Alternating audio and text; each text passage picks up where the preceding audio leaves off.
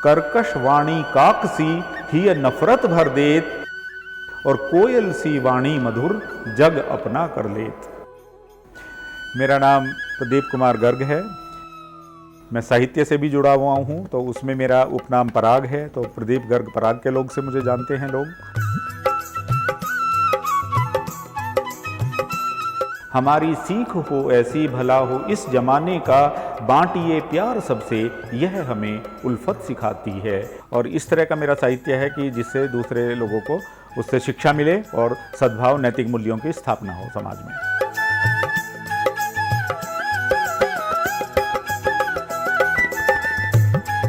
जिंदगी जीने के अंदाज में ही जीनी चाहिए, हंसी खुशी जीवन को जीना चाहिए।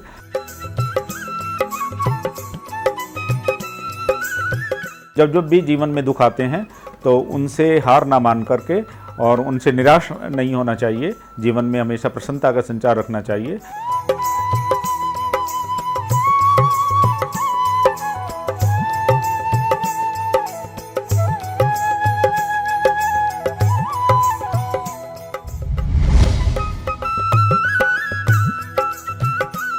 मेरा जन्म स्थान उत्तर प्रदेश डिस्ट्रिक्ट मुजफ्फरनगर में शामली करोदा हाथी ग्राम में है। मेरे पिताजी का नाम स्वर्गीय श्री पदम सिंह, माताजी का नाम स्वर्गीय श्रीमती चंद्रवती जी।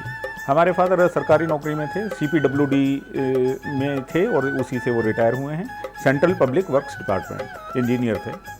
एज इंजीनियर वो दिल्ली से रिटायर हुए हैं। वो नेपाल भी रहे, रांची भी रहे और डिगलीपुर रहे अंडमान के पास में, रामपुर रहे, रामपुर मुरादाबाद, और फिर बाद में फिर दिल्ली से वो रिटायर हुए। हमारी माताजी किसी प्रोफेशन में नहीं थी, वो हाउसवाइफ थी, रिलीजियस लेडी थी। और परिवार का पूरा ध्यान रखना, हर तरह से हर बच्चे का पूरा ध्यान रखना, यही संस्कार उन्होंने हमें दिए। वो परिवार के प्रति समर्पित थी और सबका ध्यान रखती थी, किसको किस समय क्या चाहिए। बचपन में हम बाबा दादी हमारे गांव में रहते थे करोदा हाथी में, तो माता पिता ने हमें, मैं और मेरे बड़े भाई साहब, हम 6 भाई बहन हैं, तो मेरे बड़े भाई साहब और मैं, हम दोनों 8वीं 9वीं कक्षा तक बाबा दादी के पास गांव में रहे और वहीं पे पढ़े। हम 3 भाई हैं। मेरे से बड़े भाई प्रवीण गर्ग जो JEE रिटायर हुए हैं हुड्डा से और यहीं साथ में रहते हैं, और छोटे भाई प्रमोद गर्ग वो भी हरियाणा शिक्षा सरकारी विभाग से निवृत्त हुए हैं, सेवानिवृत्त हुए हैं। वो मेरे ऊपर रहते हैं इसी मकान में। 3 बहनें हैं, तीनों बहनें छोटी हैं। प्रमिला गुप्ता, एक प्रतिमा एरन और एक प्रभा सिंगल। तीनों मैरिड हैं, क्वालिफाइड हैं, सभी ग्रेजुएट, पोस्ट ग्रेजुएट हैं।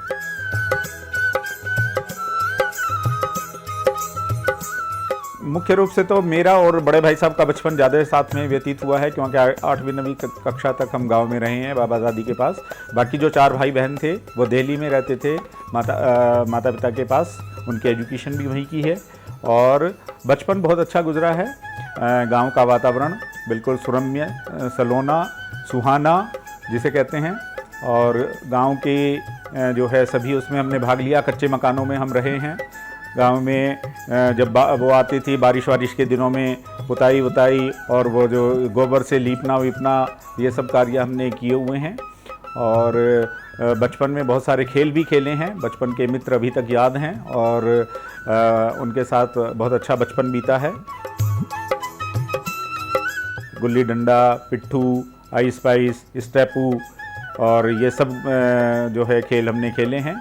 बचपन में इन सब का आनंद लिया है। तो बचपन हमारा बहुत अच्छा यादगार बचपन रहा है। बचपन की सुखद यादें हमारे साथ हैं और रहेंगी। बचपन बहुत प्यार से गुजरा है। भाई बहनों का सब आपस में बहुत प्यार रहा है। हमारी बहनों का भी इस तरह से रहा है, वो एक दूसरे से बढ़ चढ़ कर 3 बहनें थी। किचन में भी एक दूसरे की होड़ लगी रहती थी। वो ये नहीं कहती थी तू ये करेगी तू ये करेगी, वो कहती थी मैं ये करूँगी। जो कोई कुछ काम करती होती थी वो दूसरा उसको रोक के कि नहीं तुम और कुछ कर लो, ये मैं कर लूँगी जो भी। तो इस तरह का वातावरण हमारे परिवार का रहा है। प्राथमिक शिक्षा मेरी गांव में हुई, करोदा हाथी गांव में। मिडिल क्लास तक, 8वीं क्लास तक भी हम गांव में रहे। 9वीं क्लास में हम करौदा हाथी से बाबरी एक था पड़ता था 3 किलोमीटर, और वहाँ पर फिर हम साइकिल से जाया करते थे। 9वीं क्लास में हमने साइकिल चलाना सीखा, और सीख तो शायद पहले ही लिया होगा, लेकिन वो स्कूल हमारा 3-4 किलोमीटर गांव से पड़ता था, तो वहाँ हम क्लास करके आते थे। तो 9वीं कक्षा तक हम गांव में शिक्षा प्राप्त की। 10वीं कक्षा मैंने हापुड़, 10वीं 11वीं 12वीं, 10वीं सेकेंडरी हो गई और 11वीं 12वीं सीनियर सेकेंडरी हो गई, ये हमने हापुड़ से की। उसके बाद फिर graduation Shri Saraswati Vidya inter college Hapur. मेरी डिग्री की शिक्षा जो हुई है वो हुई है शामली से, RK कॉलेज शामली, और वहाँ से मैंने BSc की। शामली में हमारे मामा जी थे डॉक्टर रामकिशन अग्रवाल जी, तो मैं उनके पास आ गया था ग्रेजुएशन करने के लिए। हमारी फैमिली उस समय दिल्ली रहती थी, लेकिन मैं उनके पास ग्रेजुएशन करने के लिए आया, और वहाँ से मैंने ग्रेजुएशन किया। फिर MSc जो पोस्ट ग्रेजुएशन था वो हमारा शामली आ गए थे, उन दिनों हमने शामली शिफ्ट कर लिया था। शामली से मुजफ्फरनगर DAV कॉलेज में एडमिशन हुआ। MSc जूलॉजी में मैंने एडमिशन लिया, 75-76 की बात है ये। और हॉस्टल लाइफ भी ज्वाइन की, उन्हीं दोनों साल हम हॉस्टल में भी रहे वहाँ पे, और वहाँ से मैंने MSc जूलॉजी की DAV डिग्री कॉलेज, और DAV डिग्री कॉलेज से वहाँ से करने के बाद फिर उसके बाद मैंने B.Ed की है। तो B.Ed मैंने की है 1977 में regional college of education Ajmer से, और MSc में मेरी प्रथम डिवीज़न आई थी, फर्स्ट डिवीज़न आई थी। उसी के बेसिस पे मुझे स्कॉलरशिप भी रीजनल कॉलेज एजुकेशन से मिली, 75 रुपये पर मंथ दैट टाइम। 75 रुपये पर मंथ B.Ed में मुझे स्कॉलरशिप मिली थी, और वो भी अनुभव बहुत अच्छा रहा। उसके बाद फिर मैंने जॉब में आ गए, राजस्थान में मेरी जॉब लग गई 3-4 साल के बाद। फिर मैंने M.Ed की दिल्ली से, जामिया मिलिया इस्लामिया से, और उसके बाद मैंने MA हिस्ट्री भी की हिमाचल यूनिवर्सिटी से। तो इस तरह से 3 चीज़ों में मेरा पोस्ट ग्रेजुएशन है, MA, MSc एंड M.Ed। तो B.Ed के बाद मेरा एक फ्रेंड था, तो उसने कहा अपने डॉक्यूमेंट्स वगैरह मेरे पास भिजवाइए। टोंक में था वो, टोंक डिस्ट्रिक्ट राजस्थान में, तो मैंने उसको भिजवा दिया। वहाँ से कॉल आ गई इंटरव्यू के लिए, और फिर मैंने 3-4 साल मैंने राजस्थान में सर्विस की। वहाँ पे मुझे जॉब मिल गया स्कूल में टीचिंग के तौर पर, और वहाँ मैंने की। उसके बाद फिर मैं दिल्ली आ गया, और दिल्ली में फिर मैंने छतरपुर मंदिर के आसपास स्कूल में 15-20 साल तक मैं वहाँ रहा, और फिर 15-20 साल मैं सरोजनी नगर में रहा। और मैंने साइंस टीचर के रूप में, बायोलॉजी टीचर के रूप में मैंने बच्चों को शिक्षा प्रदान की। एज ए टीचर तो बच्चे बहुत लाइक करते थे, और मतलब जो भी उन्हें समझा दिया जाता था एक बार में ही वो समझ जाते थे, और पूरा आदर बच्चों ने दिया है, पूरा सम्मान दिया है।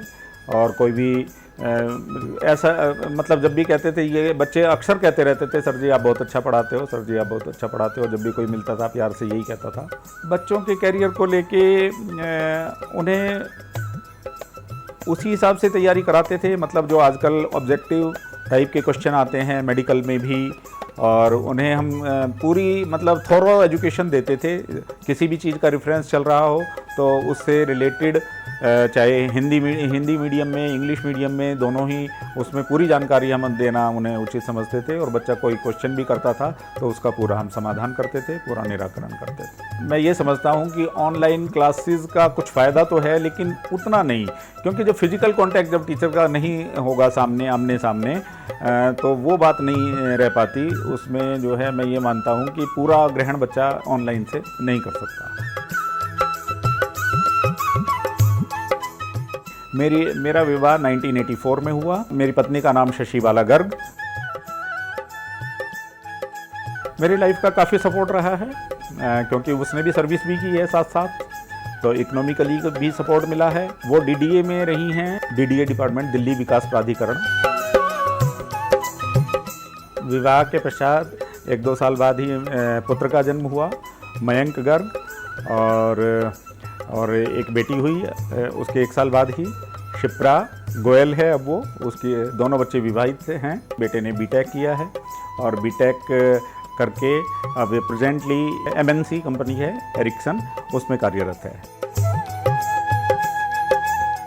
और इसका भी विवाह हो चुका है। मेरी पुत्रवधू साक्षी गोयल हैं, CA हैं, बहुत अच्छी तरह से मतलब सब चीज़ों में निपुण हैं, सिद्धहस्त हैं, और अब अपनी बेटी का लालन पालन बड़े प्यार से कर रही हैं। और मेरे एक पौत्री है अनिका गर्ग, और मेरी जो पुत्री है शिप्रा गोयल, और उसका विवाह हुआ गाज़ियाबाद में मोहन नगर में, और उसके भी पास एक बेटा है, तो मेरा दोता हो गया, उसकी भी स्कूलिंग अभी प्रारंभ हो रही है, चिन्मय गोयल। मेरे दामाद का नाम प्रेरक गोयल है, वो गुड़गांव में सर्विस करते हैं MNC कंपनी में।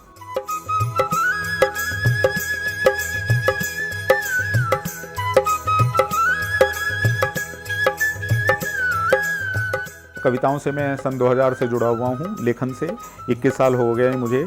तो मैं दोहे भी लिखता हूँ, गज़ल भी लिखता हूँ, जनक छंद लिखता हूँ, माहिया लिखता हूँ, कुंडलिया छंद भी लिखता हूँ। क्योंकि मैंने तब जब मुझे जय भगवान गुप्ता जी ने मुझे हाइकू लिखने के लिए कहा, हाइकू एक नई विधा होती है, जापानी विधा है, त्रिपदी है ये, 5-7-5 की 3 लाइनें होती हैं, 17 अक्षर इसमें होते हैं। पहली लाइन में 5 अक्षर, दूसरी में 7 अक्षर, तीसरी में 5 अक्षर। तो मैंने हाइकू लिखे। शब्द शब्द है मोती हाइकू संग्रह मेरी प्रथम पुस्तक आई सन 2007 में। फिर 3-4 साल बाद माही ओ माही माहिया छंद है, और उसमें मेरी पुस्तक आई। इसके अलावा मैंने बहुत सारी गज़लें लिखी हैं, 100 से अधिक गज़लें लिखी हैं, और कई गज़लें, मतलब कई जो हैं संयुक्त संकलन प्रकाशित हुए हैं, उनमें मेरी गज़लें हैं। परवाज़े गज़ल 8 भाग आ चुके हैं, अभी लेटेस्ट 8वें भाग में भी मेरी गज़लें आई हैं, और बहुत सारी संयुक्त संकलन में मेरी रचनाएं प्रकाशित हुई हैं, और कविताएं वगैरह भी, और जो भी ये सब उसमें प्रकाशित हुई हैं। और मैंने वीरेंद्र सहवाग पर भी कविता लिखी जब उसने तीसरा शतक बनाया, तो मैं बानगी के तौर पर थोड़ा थोड़ा आपको प्रस्तुत करता हूं कि विश्व क्रिकेट का बन बैठा 17वां बल्लेबाज, और 13 शतक का भारतीय ने पहन लिया है ताज। स्वर्णाक्षरों में वीरू ने अपना नाम लिखाया, प्रथम भारतीय टेस्ट क्रिकेट में 13 शतक बनाया, लिख दी नई इबारत उसने, रच डाला इतिहास। टन टन टन की गूंज से गूंजे धरती और आकाश, अनुपम उपलब्धि पे रहेगा सदा देश को नाज। 13 शतक का भारतीय ने पहन लिया है ताज। जनक छंद के रूप में मैं कहना चाहूँगा, जनक छंद एक नई विधा है जिसमें त्रिपदी है ये, और 3 पंक्तियों में कोई बात कहने होती है। तो वतन परिस्थिति के लिए मैंने कहा है, भारत ही जग में असल, आफत हमने मोल ली, कर कर पश्चिम की नकल। भारत ही जग में असल, आफत हमने मोल ली, कर कर पश्चिम की नकल। माँ के ऊपर कहना चाहूँगा, माँ है छाया नेह की, वात्सल्य की धूप से खुशी बढ़ाए गेह की। माँ है छाया नेह की, वात्सल्य की धूप से खुशी बढ़ाए गेह की, घर की। पिता के ऊपर कहना चाहूँगा, मन का खिला स्वरूप है, जीवन यह जिससे मिला, पिता ईश का रूप है। मन का खिला स्वरूप है, जीवन यह जिससे मिला, पिता ईश का रूप है। एक मुक्तक के रूप में कहना चाहूँगा, करें व्यवहार हम कैसा, हमें फितरत सिखाती है। करें व्यवहार हम कैसा, हमें फितरत सिखाती है। किसी को दर्द दिल देना हमें नफ़रत सिखाती है। किसी को दर्द दिल देना हमें नफ़रत सिखाती है। हमारी सीख हो ऐसी, भला हो इस ज़माने का। हमारी सीख हो ऐसी, भला हो इस ज़माने का। बांटिए प्यार सबसे, यह हमें उल्फत सिखाती है। बांटिए प्यार सबसे, यह हमें उल्फत सिखाती है। और बुज़ुर्गों के लिए कहना चाहूँगा कि कड़वे बान बुज़ुर्गों पर, यूं मत तान बुज़ुर्गों पर। पग पग रास्ता दिखा रहे, कर अभिमान बुज़ुर्गों पर। कड़वे बान बुज़ुर्गों पर, यूं मत तान बुज़ुर्गों पर। पग पग रास्ता दिखा रहे, कर अभिमान बुज़ुर्गों पर। तो बुज़ुर्गों का हम सबको आदर करना चाहिए। और एक बाल कविता भी मैंने बच्चों के लिए भी लिखी हैं, कुछ कविताएं, 50-60 कविताएं मेरी हैं। इधर उधर उड़बल खाती, तितली रानी इठलाती। इधर उधर उड़बल खाती, तितली रानी इठलाती। बैठ बैठ कर उड़ जाए, फूल फूल पर मंडराती। सहला पंखुड़ियाँ पर से, नेह फूल पर छलकाती। खुश होकर दौड़ें पीछे, बच्चों के मन को भाती। रंग बिरंगे पर इसके, तितली रानी हर्षाती। आजकल जो कोरोना का रोग चीन से आया है, 1-2 ये जो पेंडेमिक है, और तो इस पर मैंने कुछ मुक्तक लिखे हैं, 1-2 मुक्तक। चीन से फैला रोग कोरोना, जद में हैं लाखों लोग कोरोना। जिंदगी मौत के सिकंजे कश, दे रहा जग को सोग कोरोना। ऐसी बदली कभी न छाई थी, रुत खिज़ां की कभी न भाई थी। जिंदगी ही ठहर गई मानो ऐसी विपदा कभी ना आई थी। और कब तलक इसकी घात पाएंगे, तय है तय मगर हम ना मात पाएंगे। कब तलक इसकी घात पाएंगे, तय मगर हम ना मात पाएंगे। मास्क दूरी का पूर्ण पालन कर कोरोना से निजात पाएंगे, कोरोना से निजात पाएंगे। कभी जब मौज बिफरे तो किनारे छीन लेती है, कज़ा बेवक्त कितनों के सहारे छीन लेती है। घिरी हो शाह सी बदली कोई जब आसमानों में, रिदा से वो फलक की, रिदा से वो फलक की सब सितारे छीन लेती है। प्यार पूर्वक रहना और घर में एक दूसरे की इज्जत करना, बड़ों की इज्जत करना। और जैसे पहले वैसे वो होते थे, संयुक्त परिवार होते थे, ताऊ ताई जी, दादा दादी, तो सभी का जो है मिलजुल कर रहे हैं और सभी में प्यार रहा है आपस में। हमें अपने फादर से जीवन में कार्य करते रहने की और ये प्रेरणा मिली है। वो ये कहा करते थे, काम प्यारा चाम नहीं, यानी शरीर की सुंदरता पर इतना ध्यान मत दो, काम की तरफ ज़्यादा ध्यान दो, क्योंकि हर व्यक्ति को काम प्यारा होता है, चाम नहीं। तो इसका मतलब अपने शरीर को जैसे सजने संवारने में, आईने के सामने खड़े होने में, उन चीज़ों पर कम ध्यान देकर अपने काम के प्रति समर्पित रहो, अपनी पढ़ाई के प्रति समर्पित रहो, दूसरे लोगों से अपना जो ज्ञान बटोरते रहो, उनका आदर करते रहो और उच्च शिक्षा प्राप्त करते रहो। इसी तरह की उन्होंने संस्कार दिए।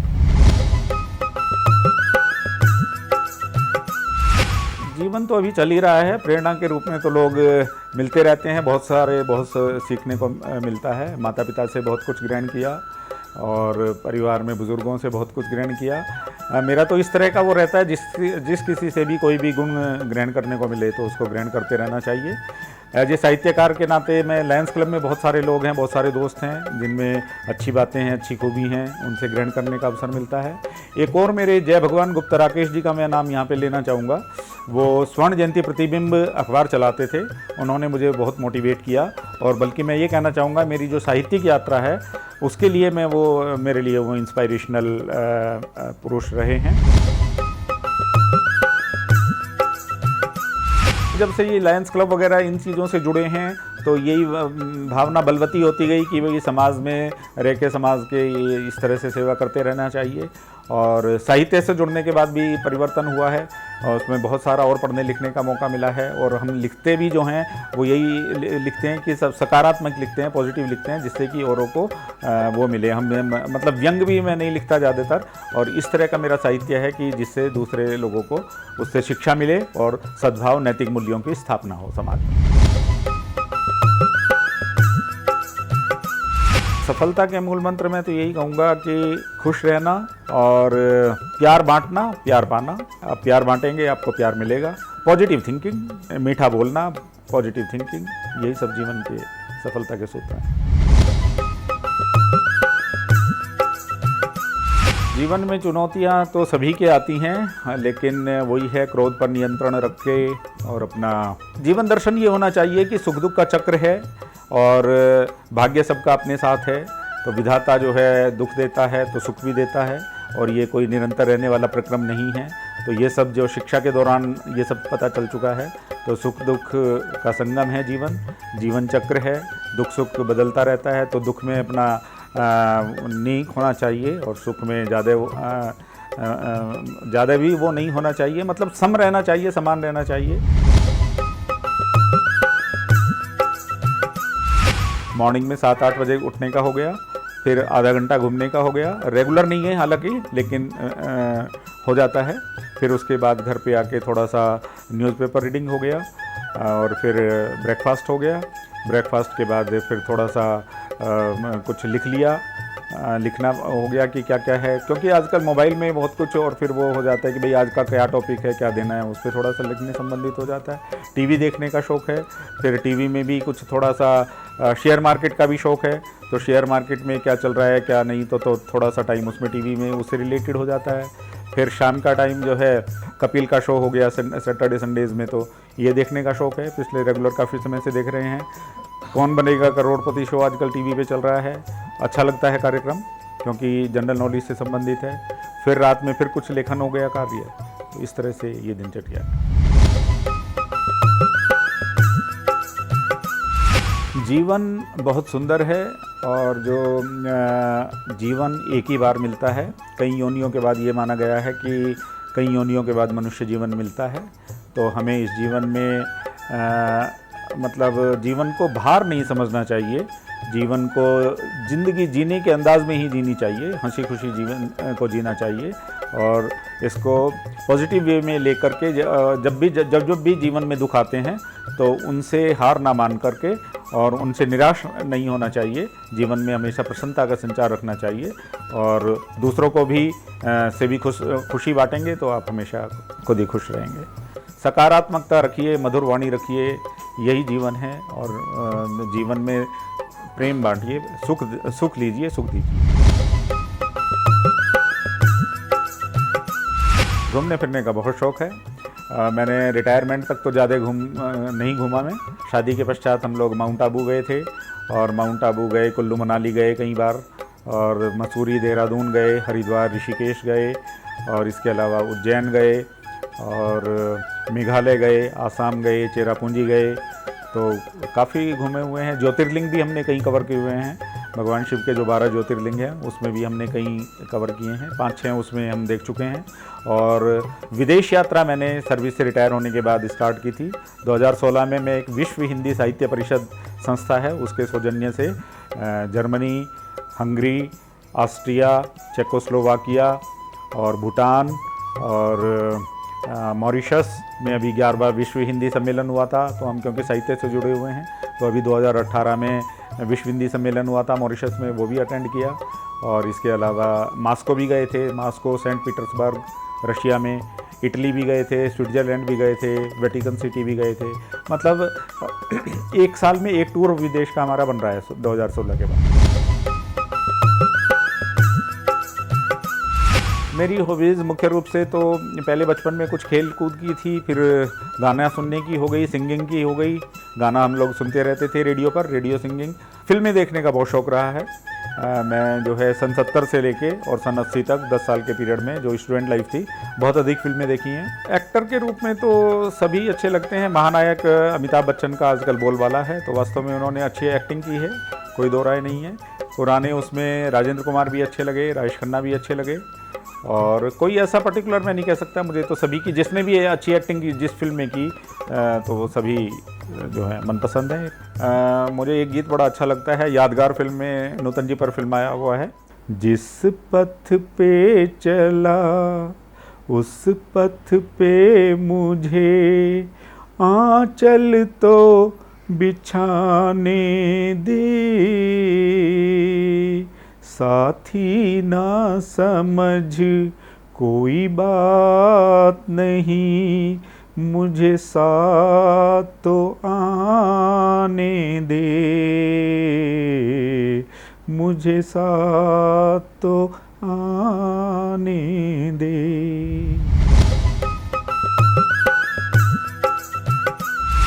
बचपन में तो बहुत ज़्यादा हम पूजा पाठ करते थे और आरती और वगैरह सब करते थे, मंदिर में आना जाना सब है अभी भी। तो धर्म ये है, आस्था तो होनी चाहिए क्योंकि परमपिता परमेश्वर है और डोर सब उसी के हाथ है। क्योंकि जो आत्मा है और आत्मा का संबंध परमात्मा से है ही निश्चित रूप से, तो वो तो रहेगा और रहना चाहिए। श्रद्धा हमारी रहनी चाहिए। एनर्जी तो विचारों से ही मिलती है, खुशियों से मिलती है, एक दूसरे के साथ सुख दुख बांटने से ही मिलती है। जब देख के पॉजिटिव थिंकिंग से मिलती है और लोगों को देखो क्या क्या काम कर रहे हैं, कितने अच्छे कार्य कर रहे हैं, उन सब से मिलती है।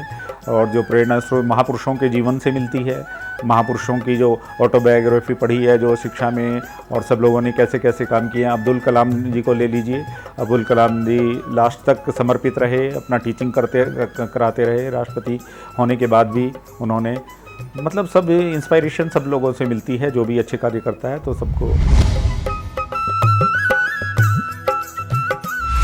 लायंस क्लब से मैं सन 2000 में जुड़ा हूँ और मैं जो जय भगवान गुप्ता जी थे वो उस समय प्रेसिडेंट थे, उस क्लब से मैं जुड़ा। अगले ही वर्ष मैंने दूसरा क्लब चेंज कर लिया, लायंस क्लब की दूसरी शाखा, मतलब जो फरीदाबाद ओल्ड मैंने ज्वाइन किया, उसमें मेरे भाई साहब प्रधान थे।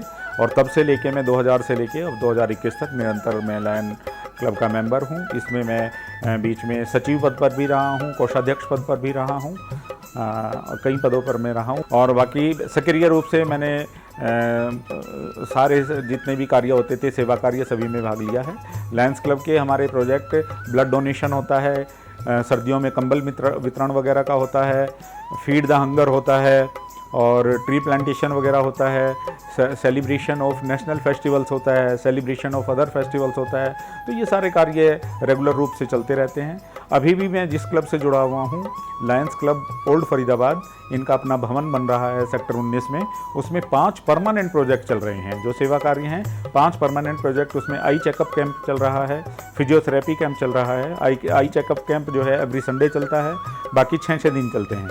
उसमें फिजियोथेरेपी सेंटर चल रहा है, डेंटल चेकअप सेंटर चल रहा है, और स्विमिंग सेंटर चल रहा है जिसमें कन्याओं को सिलाई शिक्षा दी जाती है। 8-8, 16-16 का बैच है, 8 मशीनें हमारे पास हैं, तो 8 एक टाइम में 16-32 उसमें ग्रहण करती हैं शिक्षा कन्याएं। उनको सर्टिफिकेट प्रोवाइड किया जाता है और कोशिश रहती कि उनको नौकरी भी हम लोग दिला सकें। इसके अलावा एक ईशपुत्र संस्था है, दिल्ली की आध्यात्मिक संस्था है, उसमें भी सब यही सेवा कार्य होते हैं। आई चेकअप कैंप है, ब्लड डोनेशन है, और मेन तो ये 2 ही हैं। बाकी और जो भी समाज सेवा से संबंधित हैं वो सब कार्य होते हैं। भारत विकास परिषद से भी मैं जुड़ा रहा, लेकिन विगत 5-7 साल तक मैं उससे भी जुड़ा रहा हूँ, और उसमें भी 3 पदों पे मैंने कार्य किया है, ट्रेजरर के रूप में भी, सेक्रेटरी के रूप में भी, प्रेसिडेंट के रूप में भी। उसमें निर्जला एकादशी पर जल छबील का वितरण होता है, और हंगर, फीड द हंगर होता है, ब्लड डोनेशन होता है, कंबल वितरण होता है। यही सब कार्य हैं जो नहीं, ऐसा भी एम कोई हमने कोई खास नहीं बांधा। बाकी सारी ज़रूरतें पूरी हो गई, मकान और ये जो भी होती हैं, गाड़ी वाड़ी सब कुछ है भगवान का दिया हुआ। हम तो उसका आभार व्यक्त करते हैं, शुक्रिया व्यक्त करते हैं कि जो भी उसने दिया हम उसमें संतुष्ट हैं, और जो भी वो दे रहा है तो कोई ऐसी विशिष्ट इच्छा नहीं है कि ये रह गई हमारी, ये होनी चाहिए पूरी, ऐसा कुछ नहीं है। ये तो सपोर्ट सभी का मिला है। जब कोई ऐसी वो आई है तो ऐसे कोई खास नहीं, अपने भाइयों का भी मिला है, अपने पेरेंट्स का भी मिला है, अपने रिश्तेदारों का भी मिला है, अपने मित्रों का भी मिला है। मतलब मैं कोई विशिष्ट ऐसा नहीं कह सकता, क्योंकि कोई ऐसा मुझे अवसर नहीं आया। पोएट्री से ही संदेश देना चाहूँगा मैं। प्रेम प्यार को बढ़ाना, क्रोध पर नियंत्रण रखना, आत्मविश्वास पैदा करना, और गुस्सा, नफरत, इन सब से दूर रहना। कि मन में जिस भी मनुज के पनप रहे सद्भाव, मन में जिस भी मनुज के पनप रहे सद्भाव, मन से छू मंतर हुए नफरत जलन दुराव, मन से छू मंतर हुए नफरत जलन दुराव। और नफरत दूर भगाइए प्रेम सुखद एहसास, मन में जब रच बस गया महके फिर हर श्वास, मन में जब रच बस गया महके फिर हर श्वास। और सुख शांति संतोष की, सुख शांति संतोष की हर व्यक्ति को चाहिए, हर व्यक्ति का एम यही होता है। सुख शांति संतोष की ऊंची है परवाज, और 2.5 आखर प्यार में निहित ज्ञान के राज, 2.5 आखर प्यार में निहित ज्ञान के राज। तो प्यार लो, प्यार सबसे करना सीखो, और प्यार आप बांटोगे तो आपको निश्चित प्यार अवश्य मिलेगा। और मैं अंतिम एक जो बोलना है हमारा, तो वो किस तरह का बोल होना चाहिए, इसके ऊपर मैंने एक छंद लिखा है, छोटा सा, 3-4 पंक्तियां हैं, वो मैं आपको श्रोताओं तक अपना संदेश देना चाहूँगा। कि पहुँचा देते अर्श पर, आसमान पर, पहुँचा देते अर्श पर यही मिला दें रेत, और अपने बस में बोल हैं चेत सके तो चेत। और कर्कश वाणी काक सी ही नफरत भर देत, और कोयल सी वाणी मधुर जग अपना कर लेत, कोयल सी वाणी मधुर जग अपना कर लेत। तो मीठा बोलिए, मीठा सुनिए, प्यार बांटिए, और इसी से अपना निरंतर विकास होता है, खुशियाँ बढ़ती हैं, और समाज में और जीवन में और कुछ नहीं है। हमें एक दूसरे को आदर सम्मान दे, हमें मिलता रहेगा। सुख, चैन, शांति, सुकून सब चीज़ पाने का एकमात्र उपाय यही है कि हम बुज़ुर्गों का सम्मान करें, माता पिता का सम्मान करें, उनको वृद्धाश्रम वगैरह में ना जाने दें। और ये तो बहुत गलत समाज में जो लोग कर रहे हैं, ये बहुत गलत है। मैं लाइफ स्टोरी टीम का हार्दिक आभार व्यक्त करना चाहूँगा जो उन्होंने मुझे सुअवसर प्रदान किया और श्रोताओं से रूबरू होने का सुअवसर प्रदान किया। बहुत बहुत धन्यवाद, शुक्रिया।